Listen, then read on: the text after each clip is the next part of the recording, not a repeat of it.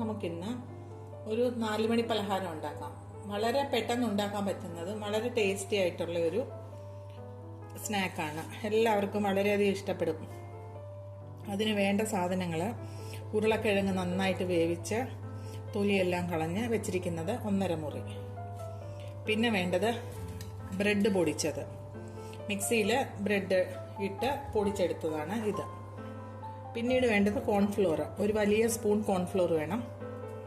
Garam masala, chilli flakes ആണ് എടുത്തിരിക്കുന്നത്. Chilli flakes ഇല്ലെങ്കിൽ മുളക് പൊടി ഇട്ടാൽ മതി.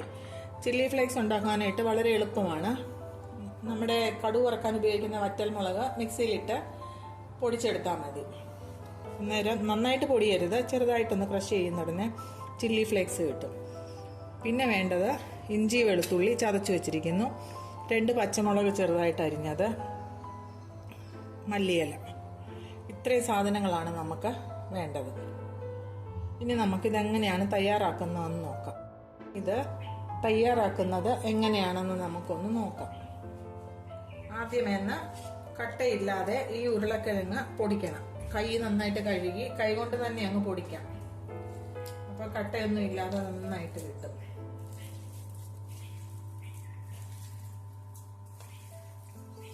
നന്നായിട്ട് വെന്ത ഉരുളക്കിഴങ്ങായതുകൊണ്ട് കട്ടയില്ലാതെ പൊടിക്കാൻ പറ്റും. ഉരുളക്കിഴങ്ങ് കട്ടയൊന്നും ഇല്ലാതെ പൊടിച്ചെടുത്തു. ഇനി ഇതിലേക്ക് നമുക്ക് ആവശ്യത്തിനുള്ള ഉപ്പ് ചേർത്ത് കൊടുക്കാം.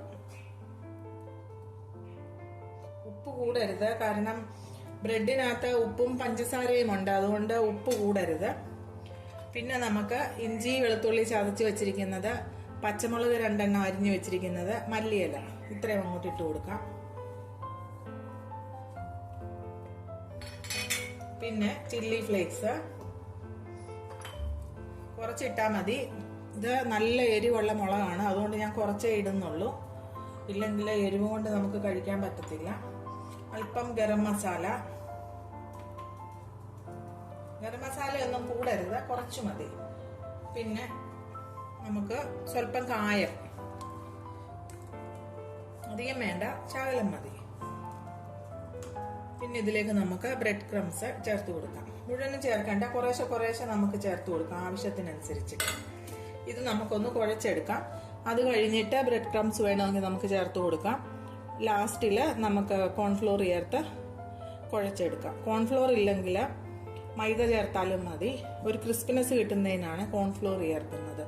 കോൺഫ്ലോർ ഇല്ലെങ്കിൽ മൈദ മതി. നമുക്കിനി ഇതൊന്ന് കുഴച്ചെടുക്കാം. കൈകൊണ്ട് തന്നെ കുഴച്ച് മിക്സ് ചെയ്തെടുക്കാം.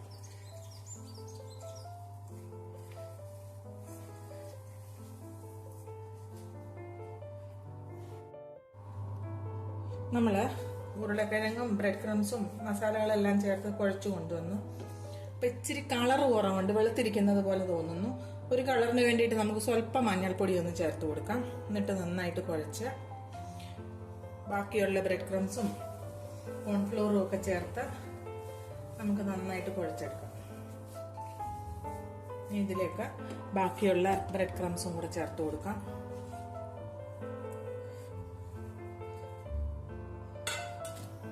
ഇനി ഈ കോൺഫ്ലോർ, ഒരു വലിയ സ്പൂൺ കോൺഫ്ലോർ എടുത്തിട്ടുണ്ട്, അതങ്ങോട്ട് ചേർത്ത് കൊടുക്കാം. ഇനി ഇതെല്ലാം കൂടെ നന്നായിട്ട് നമുക്കൊന്ന് കുഴച്ച് എടുക്കാം.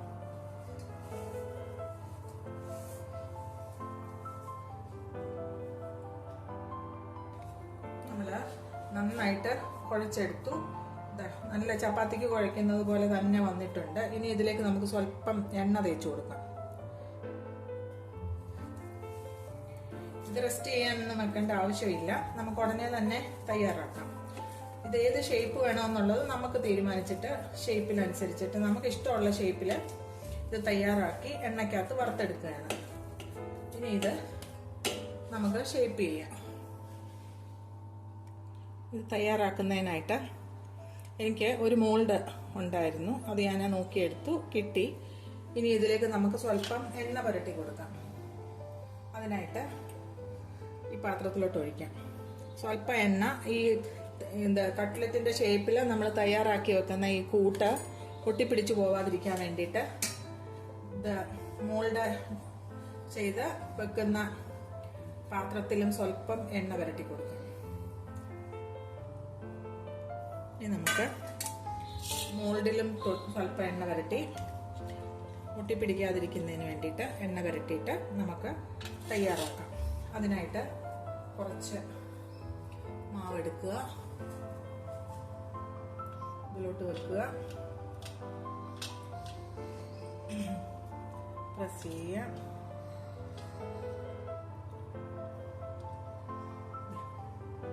തയ്യാറായി.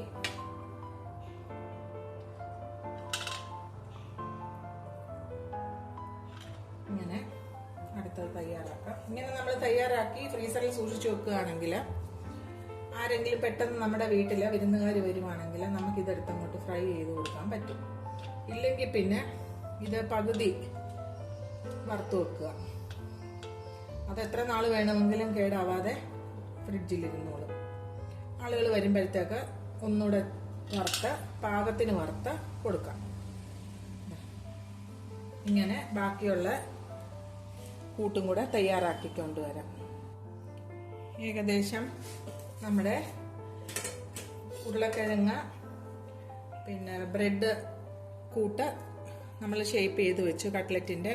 ഇനി കട്ട്ലറ്റിന്റെ മോൾഡ് ഇല്ലാത്തവരും വിഷമിക്കേണ്ട, അതിന് നമുക്കൊരു പരിഹാരമുണ്ട്. ഇതാ ഇങ്ങനെ ഒരു സ്പൂൺ എടുക്കണം. ഈ സ്പൂണിലോട്ട് വെച്ച് കൊടുക്കുക. സ്പൂണിന്റെ ഷേപ്പിൽ ഷേപ്പ് ഏത് ഷേപ്പ് വേണമെങ്കിലും നമുക്ക് തയ്യാറാക്കാം, നമ്മുടെ ഇഷ്ടം അനുസരിച്ചിട്ട്. ഇത് 2, 4, 6, 8, 10, 11 എണ്ണം കിട്ടിയിട്ടുണ്ട് നമുക്ക്. ഇനി ഇതുപോലെ തന്നെ അടച്ച് ഫ്രിഡ്ജിൽ സെറ്റ് ആവാനായിട്ട് നമുക്ക് കുറച്ച് നേരം വെക്കാം. അത് കഴിഞ്ഞിട്ട് നമുക്ക് വറുത്തെടുക്കാം. കട്ട്ലറ്റ് ഒക്കെ വറുക്കുന്നത് പോലെയൊക്കെ മുട്ടയുടെ വെള്ളയും റസ്ക് പൊടിയൊന്നും ഇല്ലാതെ നേരിട്ട് തന്നെ വറുത്തെടുക്കാൻ പറ്റുന്ന ഒരു വിഭവമാണിത്. കുട്ടികൾക്ക് എല്ലാവർക്കും വളരെയധികം ഇഷ്ടപ്പെടും. ടൊമാറ്റോ കെച്ചപ്പ് വെച്ചിട്ട് നമുക്ക് കഴിക്കാനും പറ്റും. ഇല്ലെങ്കിൽ മല്ലിയിലയുടെ ചട്നി ഉണ്ടാക്കുവാണെങ്കിലും കഴിക്കാനായിട്ട് വളരെ സ്വാദിഷ്ടമാണ്. തീർച്ചയായിട്ടും എല്ലാവരും ഇതൊന്ന് ഉണ്ടാക്കി നോക്കിയിട്ട് നിങ്ങളുടെ അഭിപ്രായം കമൻറ്റ് ബോക്സിൽ എഴുതണം. നമ്മൾ ഷേപ്പ് ചെയ്ത് ഫ്രിഡ്ജിൽ സെറ്റ് ആവാനായിട്ട് വെച്ചിരുന്ന പൊട്ടറ്റോ ബ്രെഡിൻ്റെ മിക്സ് തയ്യാറായി, നല്ലതായിട്ട് സെറ്റായിട്ടുണ്ട്. ഇനി ഇത് നമുക്ക് എണ്ണയിലിട്ട് വറുത്തെടുക്കാം. അതിനായിട്ട് ചീനിച്ചട്ടി അടുപ്പത്ത് വെച്ചിട്ടുണ്ട്. എണ്ണ ഒഴിച്ചു കൊടുക്കാം. ചീനിച്ചട്ടി നന്നായിട്ട് ചൂടായി. എണ്ണ ഒഴിക്കാം. ഞാൻ റൈസ് ബ്രാൻ ഓയിലാണ് വറുത്തെടുക്കുന്നത്. അവരവർക്ക് ഇഷ്ടമുള്ള എണ്ണയിൽ വറുത്തെടുക്കാം. ഞങ്ങൾ റൈസ് ബ്രാൻ ഓയിലാണ് വറുത്തെടുക്കുന്നത്. കഴിവതും നോർത്ത് ഇന്ത്യൻ സ്നാക്സുകളൊക്കെ നമ്മൾ വെളിച്ചെണ്ണ അല്ലാത്ത എണ്ണയിൽ വറുത്തെടുക്കാനായിട്ട് ശ്രദ്ധിക്കണം. വെളിച്ചെണ്ണയിൽ വറുത്തെടുത്ത് കഴിഞ്ഞ് കഴിഞ്ഞാൽ ആ പെർഫെക്റ്റ് ആയിട്ടുള്ള ടേസ്റ്റ് കിട്ടത്തില്ല. ഇനി എണ്ണ ചൂടാവുന്നത് വരെ നമുക്കൊന്ന് വെയിറ്റ് ചെയ്യാം. എണ്ണ നന്നായിട്ട് ചൂടായി. നമുക്കിനി ഇത് ഓരോന്നോരോന്നായിട്ടിട്ട് വറുത്തെടുക്കാം. എണ്ണ നന്നായിട്ട് ചൂടായി. ഇത് ഇട്ട് കഴിഞ്ഞതിന് ശേഷം നമ്മൾ ലോ ഫ്ലെയിമിലോട്ട് തീ മാറ്റണം. ചെറിയ ചൂടിൽ കിടന്ന് മുരിഞ്ഞ് നല്ലതായിട്ട് കിട്ടും.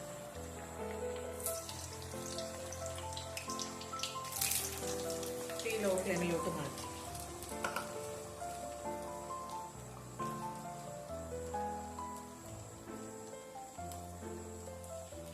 ഇടയ്ക്കിടയ്ക്ക് നമുക്കൊന്ന് തിരിച്ച് മറിച്ചു വിട്ട് നന്നായിട്ട് മൂപ്പിച്ചെടുക്കാം. ചെറുതായിട്ട് മൂത്ത് വരുന്ന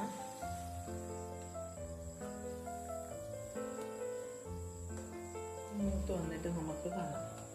നമ്മൾ ഏറെ ഉണ്ടാക്കുകയാണെങ്കിൽ ഈ പരുവമാകുമ്പോൾ വാങ്ങി നമ്മൾ ഫ്രിഡ്ജിൽ സൂക്ഷിച്ചു കഴിഞ്ഞ് കഴിഞ്ഞാൽ, ഫ്രീസറിൽ സൂക്ഷിച്ചു കഴിഞ്ഞ് കഴിഞ്ഞാൽ നമ്മുടെ വീട്ടിൽ ആരെങ്കിലും ഗസ്റ്റ് വരുന്നതിന് ഇത് വെളിയിലെടുത്ത് കുറച്ചൊന്ന് തണുപ്പ് മാറിയതിന് ശേഷം വീണ്ടും വറുത്ത് കഴിഞ്ഞ് കഴിഞ്ഞാൽ ഫ്രഷ് ആയിട്ടുള്ള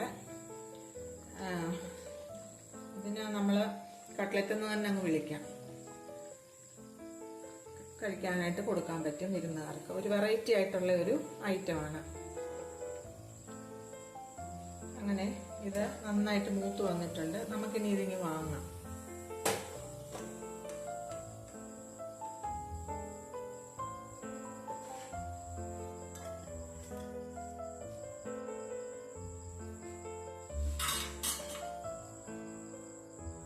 വളരെ സ്വാദിഷ്ടമായ ഉരുളക്കിഴങ്ങും ബ്രെഡും ചേർത്ത് നമ്മൾ തയ്യാറാക്കിയ ഈ സ്നാക്ക് തയ്യാറായി. ടൊമാറ്റോ കെച്ചപ്പിൻ്റെ കൂടെയാണ് ഇതൊന്ന് കഴിക്കുന്നത്. എല്ലാവരും ഒന്ന് ഉണ്ടാക്കി നോക്കണം. നിങ്ങളുടെ അഭിപ്രായം കമൻറ്റ് ബോക്സിൽ എഴുതണം.